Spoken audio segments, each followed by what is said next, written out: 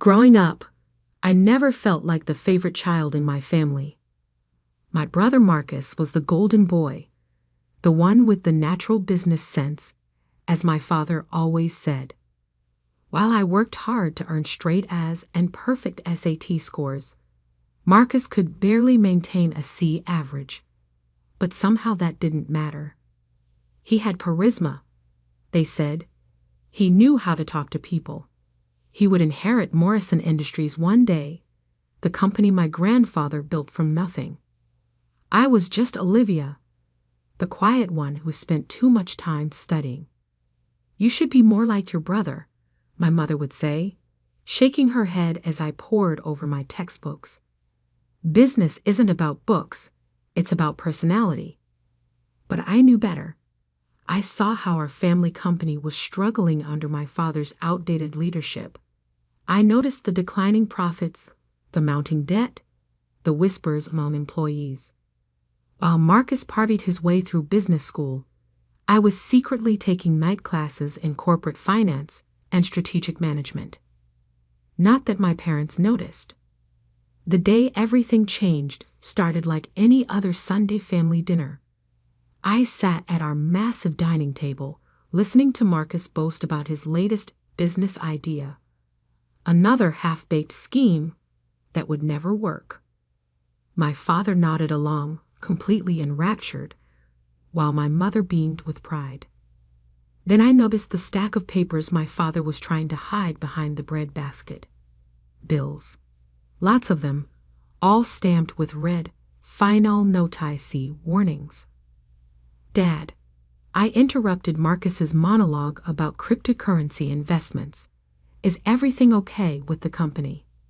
The temperature in the room seemed to drop 10 degrees. My father's face darkened. "That's none of your concern, Olivia." But it was my concern, because unlike my parents, I had been watching our family legacy crumble for years. Morrison Industries, once a leader in industrial manufacturing, was hemorrhaging money under my father's mismanagement and my brother's reckless investments. That night, after everyone went to bed, I snuck into my father's home office. What I found confirmed my worst fears. Morrison Industries was $90,000 in debt, with major loans coming due within the week. My parents were about to lose everything my grandfather had built. I had been saving money for years, working consulting jobs on the side while maintaining my boring accounting position. I had plans for that money, dreams of starting my own company. But family comes first, right? The next morning, I transferred every penny I had saved, exactly $90,000, to cover the company's immediate debts. I thought they would be grateful. I thought they would finally see my value. I was wrong. "You did the UAA take." My father roared when I showed him the transfer receipts. His face turned an alarming shade of purple. "How dare you interfere in company business?" "I saved the company," I said calmly, though my hands were shaking. "Those debts would have bankrupted us by Friday." "Us?" My mother's laugh was cruel. "There is no us in business, Olivia. This is a family company, and you're not part of its future." "But I just gave you everything I had." My voice trailed off as I saw Marcus smirking from the doorway. "Nobody asked you to play hero," he drawled. "Dad and I had everything under control. We were about to close a huge deal next week." I knew he was lying. I had seen the numbers. There was no deal. G-H-T-L-G. My father suddenly screamed, slamming his fist on his desk. "IOUREDEAD2US. How dare you try to make us look incompetent?" "You did that all on your own," I whispered, but they weren't listening. My mother was already calling the security guards. "Escort her out," she ordered coldly, "and make sure she never sets foot in this building again." As the guards led me out of the office building my grandfather had built, I felt something inside me break. But it wasn't my spirit. It was the last thread of loyalty I felt toward my family. They thought they had won. They thought they had put me in my place. They had no idea that I had been preparing for this moment for years. You see, while they were dismissing me as the quiet bookworm, I had been building connections. While they mocked my boring accounting job, I had been learning everything about corporate takeovers. And while they kicked me out of the family business, they didn't realize I had already set in motion a plan that would change everything. That night, as I sat in my small apartment, I made a call to someone I had been carefully cultivating a relationship with for the past year. Harold Bennett, the CEO of Bennett Acquisitions, one of the largest corporate raiders on the East Coast. They kicked you out? Harold's voice was calm, but I could hear the hint of anticipation. Then I suppose it's time to proceed with our plan. Yes, I replied, my voice steady despite the tears drying on my cheeks. Start buying shares. Buy everything you can get. But remember our agreement. When this is over, I want to be CEO. Of course, Harold chuckled. After all, who better to run Morrison Industries than a Morrison? Even if your family is too blind to see your potential. I hung up and walked to my window, looking out at the city lights. In 3 months, Morrison Industries would hold its annual board meeting. In 3 months, my family would learn exactly what their quiet, bookish daughter was capable of. They had no idea what was coming. In the weeks that followed, I watched from afar as my family celebrated their victory over me. My brother posted pictures of himself in father's office, practicing his future CEO pose. My mother hosted lavish dinner parties, bragging about how they had dealt with a troublesome situation. They didn't notice their company's shares being quietly bought up by various shell companies. They didn't see the web I was weaving around them. They were too busy congratulating themselves on putting me in my place. But I noticed everything. I saw their desperate attempts to secure new loans. I watched as my father's face grew more haggard with each passing week.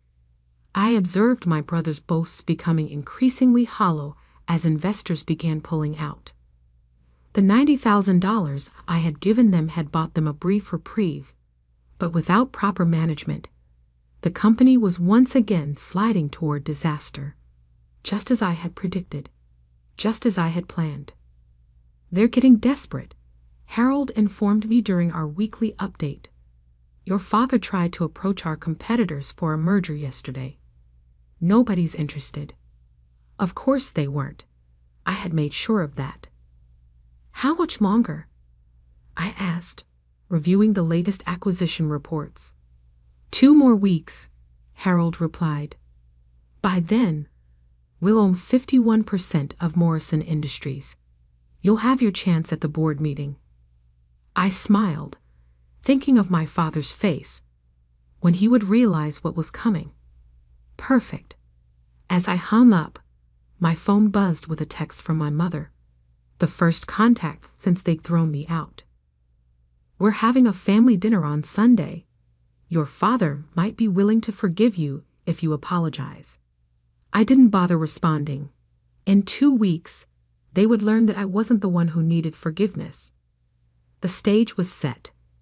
The pieces were in motion. All I had to do was wait.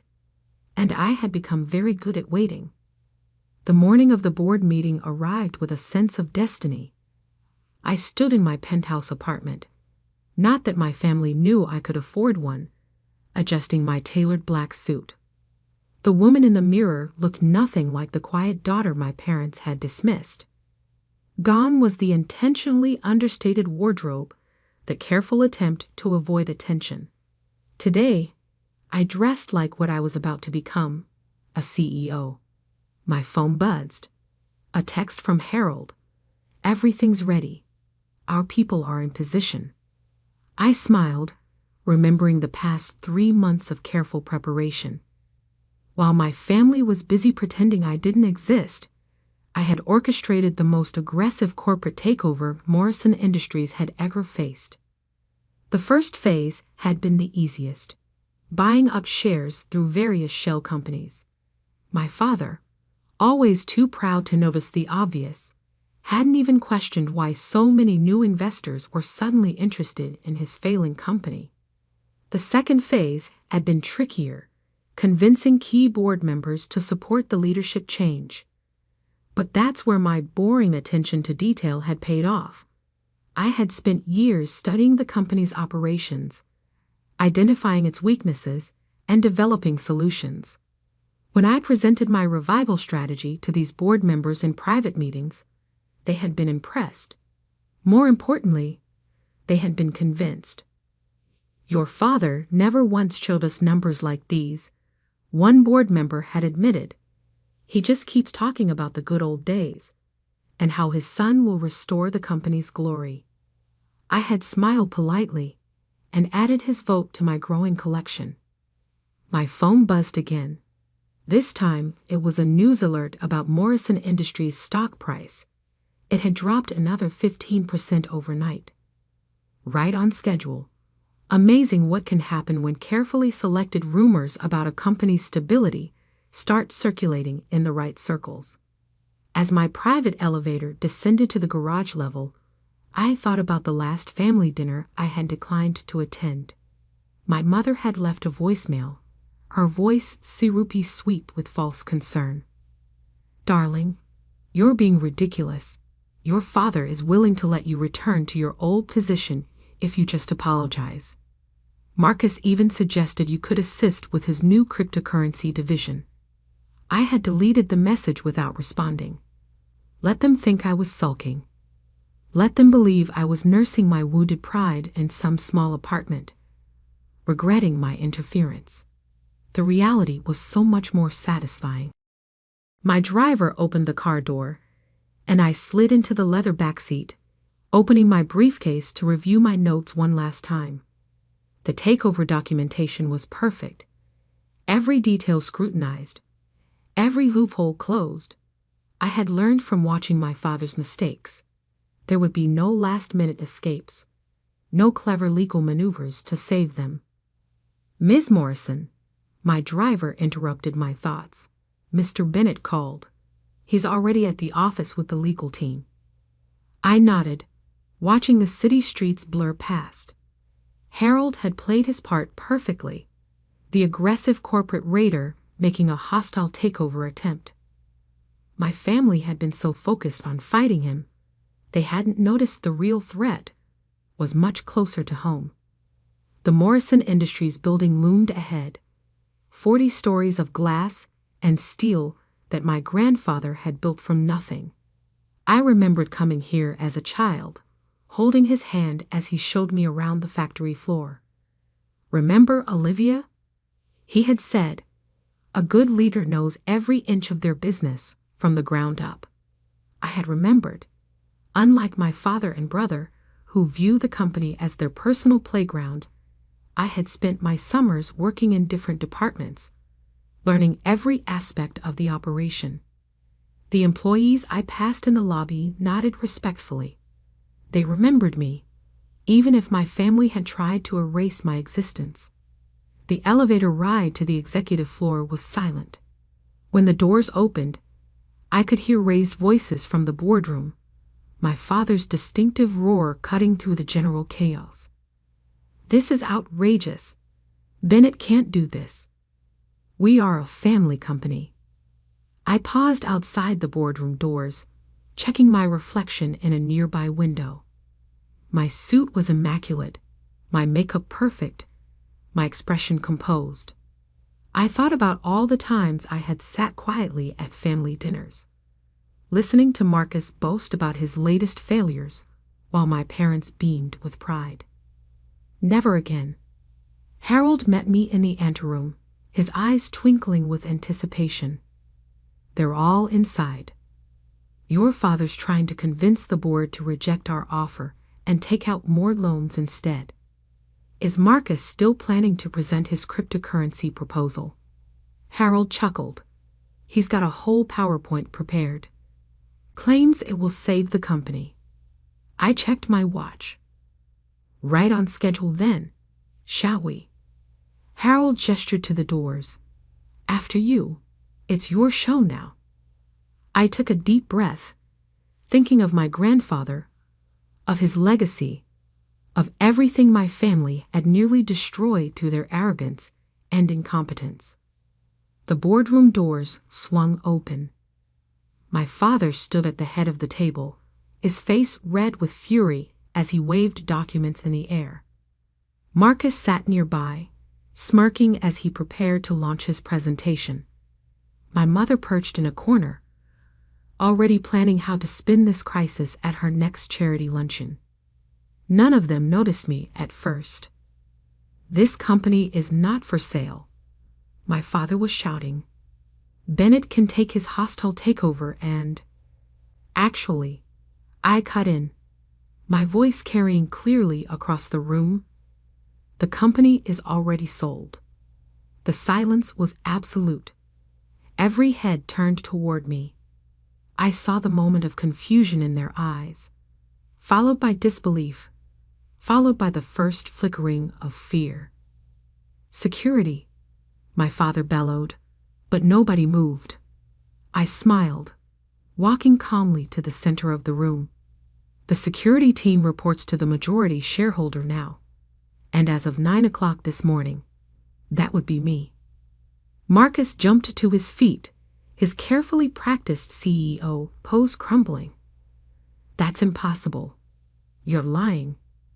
Sit down, Marcus, I said quietly, but with enough authority that he dropped back into his chair automatically. The adults are talking now. I turned to address the board members, many of whom were hiding smiles behind their hands.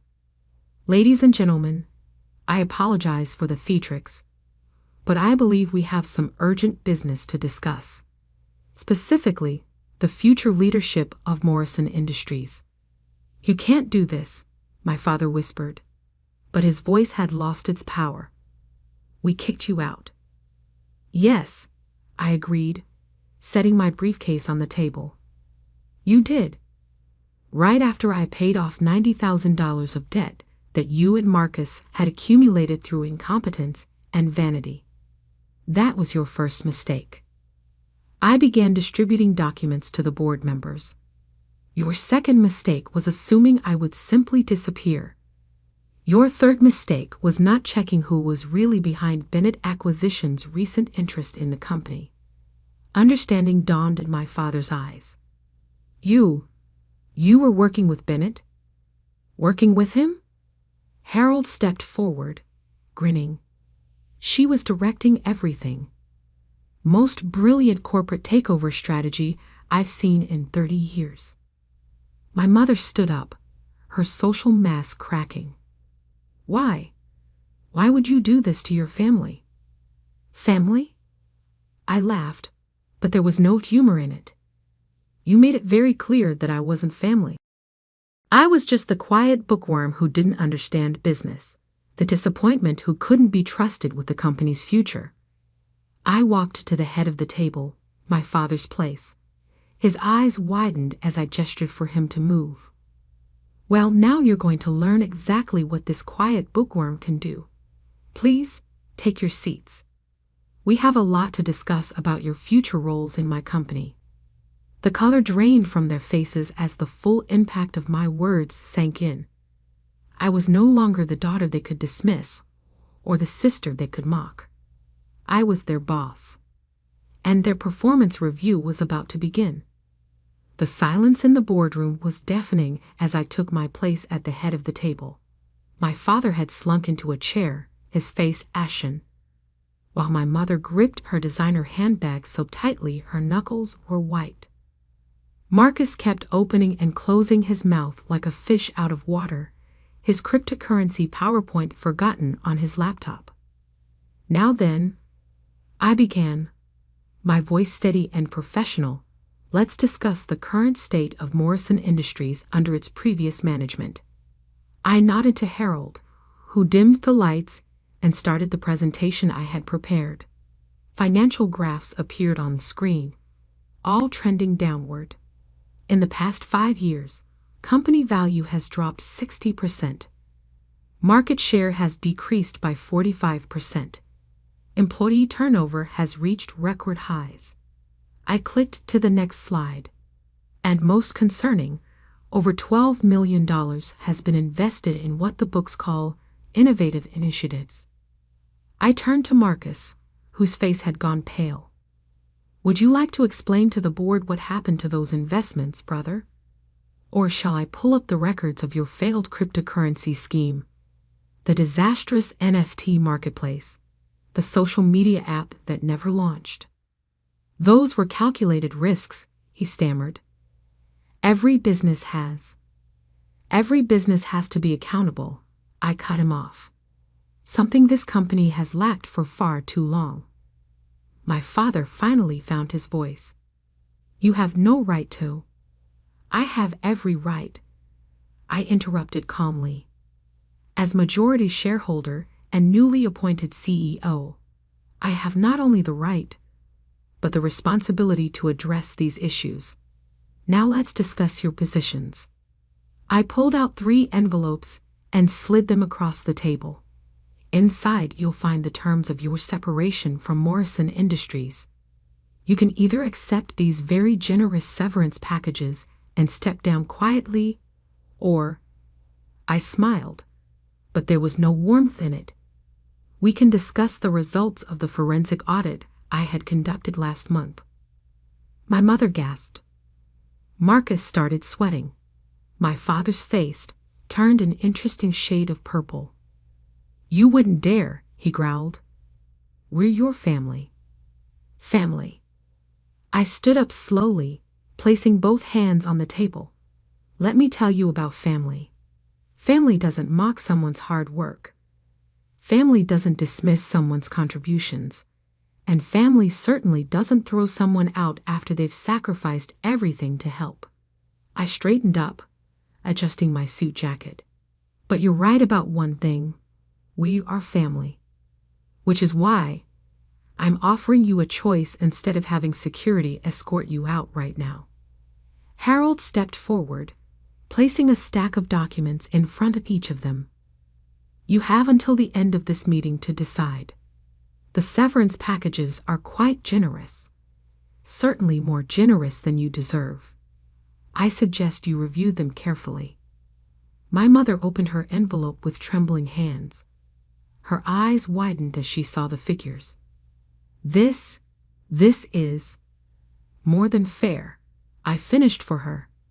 You'll maintain your social status, keep your country club memberships, continue your charity work. All I ask is that you step down quietly and stay out of company business. Marcus was next, scanning his documents with increasing desperation. But what am I supposed to do? Get a real job, I suggested. One where you actually have to work for your money. Novel concept, I know. My father hadn't touched his envelope. He just sat there, staring at me with a mixture of anger and disbelief. How long? He finally asked. How long have you been planning this? I met his gaze steadily. Since the first time you told me I didn't understand business. Since you dismissed every suggestion I made. Since you decided Marcus was the only one worthy of grandfather's legacy. I pulled out one final document, my grandfather's original business plan for Morrison Industries, written in his careful handwriting. Grandfather knew, I said softly. He saw what you couldn't. Why do you think he spent so much time teaching me about the company? Why do you think he made sure I understood every aspect of the business? My father's face crumpled as realization dawned. He was preparing you. Yes, I nodded. He knew you were too proud to see the company's problems, too stubborn to adapt to changing markets, too blinded by Marcus's empty charm to see the damage he was doing. I opened the business plan to a page I had memorized long ago. The last thing he wrote before he died was this: Morrison Industries will need strong leadership to survive the future. Look for the one who understands that success isn't about swagger or showmanship. It's about substance. The board members nodded in approval. They had seen the truth of these words in the detailed revival strategy I had presented them. "You have 1 hour to decide," I announced, standing up. "Sign the severance agreements or face a very public audit. Your choice." As I walked toward the door, my mother called out, "Wait, what about family dinners? Holidays? You can't just." I turned back one last time.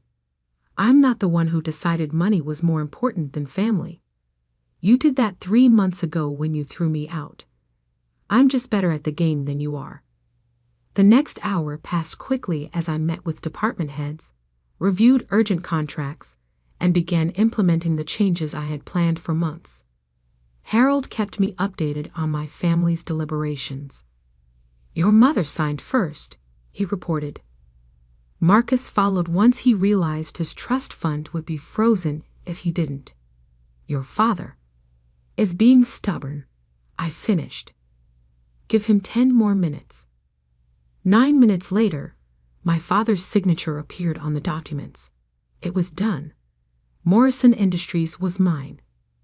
That evening, as I sat in what was now my office, the same office where they had humiliated me 3 months ago, I looked out at the city lights and thought about everything that had happened. My phone buzzed with a text from my mother. "I know you're angry, but we're still family. Maybe someday." I didn't respond. Instead, I opened my grandfather's business plan again, running my fingers over his familiar handwriting. There was one page my father had never seen, a letter addressed to me. "Dearest Olivia, I see your strength, your intelligence, and your dedication. When the time comes, you'll know what to do to save our legacy. It won't be easy. Family rarely is. But remember, true leadership isn't about power over others. It's about the power to make things right. Love, Grandfather." I smiled, thinking of how right he had been. Then I turned to my computer and began working on my plans to restore Morrison Industries to its former glory. I had a legacy to protect, after all. And this time, I would do it my way. Over the next year, Morrison Industries underwent a transformation. The changes I implemented, the ones my father had dismissed as unnecessary, led to a 40% increase in profits. Employee satisfaction reached an all-time high. Our stock price doubled. My family watched from a distance, excluded from the success they had once taken for granted. My mother still sent occasional texts, usually around holidays, trying to rebuild bridges they had burned. Marcus got a job at a mid-level marketing firm, where he actually had to work for a living. My father? Well, he retired to Florida, unable to face the reality that his quiet, bookish daughter had outmaneuvered him completely. As for me, I kept my grandfather's business plan on my desk as a reminder, not of revenge or victory, but of what real leadership means. Sometimes the strongest person in the room isn't the loudest. Sometimes the best revenge isn't about destroying others. It's about building something better than they ever imagined possible. They thought kicking me out would break me. Instead, it made me unstoppable. And that's a lesson my family will never forget.